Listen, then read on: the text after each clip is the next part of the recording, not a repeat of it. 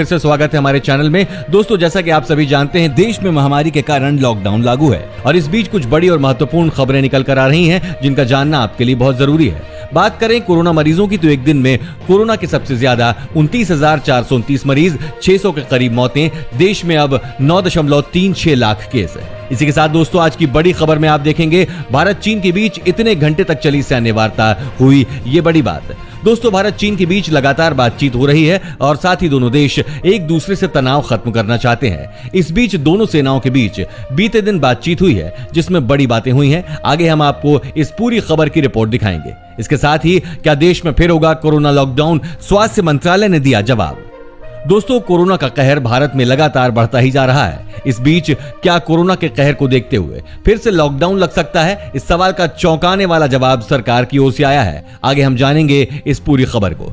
साथ ही साथ इस देश को वैक्सीन बनाने में मिली बड़ी सफलता, वैज्ञानिक उत्साहित।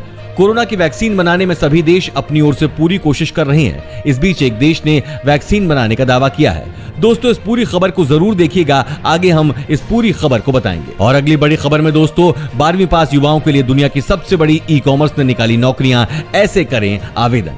दोस्तों, बेरोजगार बैठे युवाओं के लिए बड़ी खुशखबरी निकल कर आ रही है। देश की इस कंपनी ने बम्पर भर्ती निकाल दी है। अगर आप भी 12वीं पास हैं तो आप इसमें आवेदन कर सकते हैं। आगे हम आपको बताएंगे आप इसमें किस तरीके से आवेदन कर सकते हैं और आपको कौन कौन से कागजात की जरूरत पड़ेगी। जानने के लिए बने रहिए हमारे साथ वीडियो में। साथ ही दोस्तों, सावधान, ग्राहक के पास बैंक से आया फोन हो सकता है फ्रॉड, इस तरह से करें पता। दोस्तों, कोरोना काल में साइबर फ्रॉड बढ़ता ही जा रहा है। लोगों के बैंक खाते से पैसे निकाल लिए जा रहे हैं। आप इन चीजों से कैसे बच सकते हैं, आगे हम आपको बताएंगे। और अगली बड़ी खबर में दोस्तों, भारत ने लगाया टिकटॉक पर बैन तो बर्बादी के कगार पर पहुंची कंपनी हुआ ये हश्र। दोस्तों, टिकटॉक बैन होने के बाद चीनी कंपनी को करोड़ों का नुकसान हो रहा है, जिसे देखकर टिकटॉक बहुत ज्यादा परेशान है और चीन के साथ ये बड़ा कदम उठाने जा रही है। जानेंगे पूरे विस्तार से। दोस्तों, ये सभी खबरें जानना बेहद जरूरी है। खबरों को विस्तार से जानने के लिए बने रहिए हमारे साथ। लेकिन उससे पहले दोस्तों, इस वीडियो को बनाने में मुझे बहुत मेहनत लगती है, तो मेरी इस मेहनत के लिए इस वीडियो पर एक छोटा सा लाइक जरूर करिएगा। तो बिना देरी किए ले चलते हैं आपको आज की सबसे पहली खबर की तरफ। भारत चीन के बीच 14 घंटे तक चली सैन्य वार्ता हुई, ये बड़ी बात। दोस्तों, आपको बता दें, भारत चीन के बीच हुई सैन्य वार्ता 14 घंटे तक चली है। 14 जुलाई को सुबह 11:30 बजे से शुरू होकर रात 2 बजे तक सैन्य वार्ता चली। इसमें तनाव वाले इलाकों में चीनी सेना के पीछे हटने पर चर्चा हुई। अभी चीनी सेना पेंगोंग इलाके के फिंगर 5 पर डटी है। भारतीय सेना ने अप्रैल से पहले की स्थिति को बहाल करने की मांग की है। दोस्तों, आपको बता दें, भारत और चीन के कोर कमांडरों की चौथी बैठक हुई। बैठक में तय किया गया कि दोनों सेनाएं अपनी पुरानी जगह पर जाएं। अप्रैल में दोनों सेनाएं जहां थीं उसी जगह पर लौटें। दोनों सेनाएं अपने बड़े हथियार पीछे हटाएं। कोर कमांडर की बैठक से पहले ही चीन की सेना PLA फिंगर 4 से फिंगर 5 की ओर लौट गई है। साथ ही अगली बड़ी खबर में, इस देश को वैक्सीन बनाने में मिली बड़ी सफलता, वैज्ञानिक उत्साहित। दोस्तों, दुनिया भर में कोरोना वायरस की वैक्सीन को लेकर ट्रायल जारी हैं और अब इनके परिणाम भी सामने आने लगे हैं। इसी कड़ी में मॉडर्ना इंक का नाम भी जुड़ गया है। अमेरिका में सबसे पहले टेस्ट किए गए कोरोना की इस वैक्सीन के पहले 2 ट्रायल के परिणाम से वैज्ञानिक खुश हैं। अब इस वैक्सीन की फाइनल टेस्टिंग की जाएगी।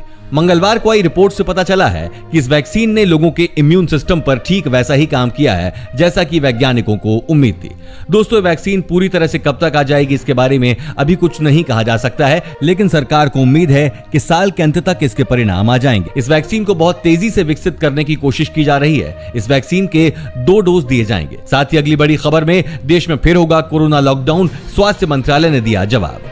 दोस्तों, कोरोना वायरस से संक्रमित मरीजों की संख्या बढ़ने के बीच देश में अनलॉक की प्रक्रिया भी चल रही है। देश में अधिकतर गतिविधियां शुरू हो गई हैं। हालांकि कोरोना के मरीजों की संख्या भी बढ़ रही है, लेकिन केंद्रीय स्वास्थ्य मंत्रालय ने देश में फिर से लॉकडाउन के कोई संकेत नहीं दिए हैं। दोस्तों, आपको बता दें, स्वास्थ्य मंत्रालय की मंगलवार की प्रेस कॉन्फ्रेंस में सवाल किया गया कि क्या देश में फिर से लॉकडाउन की जरूरत है। इस पर स्वास्थ्य मंत्रालय ने कहा कि सिर्फ कंटेनमेंट जोन में सख्ती किए जाने की जरूरत है। मंत्रालय का कहना है कि जिन शहरों में कोरोना के मामले कम थे वहां सुस्ती दिखी और केस बढ़ने लगे, इसलिए उन स्थानों पर सख्ती करना महत्वपूर्ण होगा जिन एरिया में कोरोना केस के क्लस्टर दिख रहे हैं। दोस्तों, आपको क्या लगता है, क्या देश में फिर से लॉकडाउन लगाना चाहिए? हमें कमेंट में जरूर बताएं। दोस्तों, इस चैनल पर हम आपको देश और दुनिया भर की सभी ताजा खबरों को सबसे पहले लेकर आते हैं। अगर आप भी चाहते हैं कि दुनिया भर की खबरें आपके पास सबसे पहले पहुंचे, तो चैनल को बिना भूले नीचे दिए गए लाल बटन को दबाकर सब्सक्राइब जरूर कर दें और बेल आइकन को भी जरूर दबाएं। दोस्तों, इस वीडियो को देखते रहिए क्योंकि आगे आप देखने वाले हैं 12वीं पास युवाओं के लिए दुनिया की सबसे बड़ी ई कॉमर्स ने निकाली नौकरियां, ऐसे करें आवेदन। साथ ही अब जानिए, सावधान, ग्राहक के पास बैंक से आया फोन हो सकता है फ्रॉड, इस तरह से करें पता। दोस्तों, जालसाज आपके अकाउंट से पैसा चुराने के लिए कई तरीके अपना रहे हैं, जिसमें आपको पता भी नहीं चलता है और एक छोटी सी भूल आपके लिए भारी पड़ जाती है। ये जालसाज लोगों को फ्रॉड कॉल के जरिए धोखाधड़ी का शिकार बना रहे हैं। इस तरह की कॉल को वॉइस फिशिंग कहा जाता है। ये लोग खुद को बैंक प्रतिनिधि या बैंक की तकनीकी टीम का बताते हैं। उसके बाद जब ग्राहक को यकीन हो जाता है तो उनसे निजी जानकारी निकाल लेते हैं। आपको बता दें, साइबर सिक्योरिटी एक्सपर्ट बताते हैं कि मौजूदा समय में फ्रॉड करने वाले बैंक खातों से पैसे चुराने के लिए कई तरीकों का इस्तेमाल करते हैं। इसमें एटीएम क्लोनिंग, व्हाट्सएप कॉल के जरिए फर्जीवाड़ा, कार्ड के डेटा की चोरी, यूपीआई के जरिए चोरी, लॉटरी के नाम पर ठगी और बैंक खातों की जांच के नाम पर ठगी प्रमुख है। 12वीं पास युवाओं के लिए दुनिया की सबसे बड़ी ई कॉमर्स ने निकाली 20,000 जॉब्स, ऐसे करें अप्लाई। ई कॉमर्स की दिग्गज कंपनी अमेजन इंडिया करीब 20,000 लोगों को नौकरी देने वाली है। बता दें कि ये नियुक्तियां अस्थायी तौर पर की जा रही हैं। अमेजन इंडिया ने ये जॉब्स अपने कस्टमर सर्विस विभाग के लिए निकाली हैं, ताकि भारत व वैश्विक स्तर पर ग्राहकों को गैर बाधित ऑनलाइन शॉपिंग की सुविधा मिल सके। दरअसल कंपनी का अनुमान है कि अगले 6 महीने में कस्टमर ट्रैफिक तेजी से बढ़ेगा, जिसके लिए उसे पहले से तैयारी करने की जरूरत है।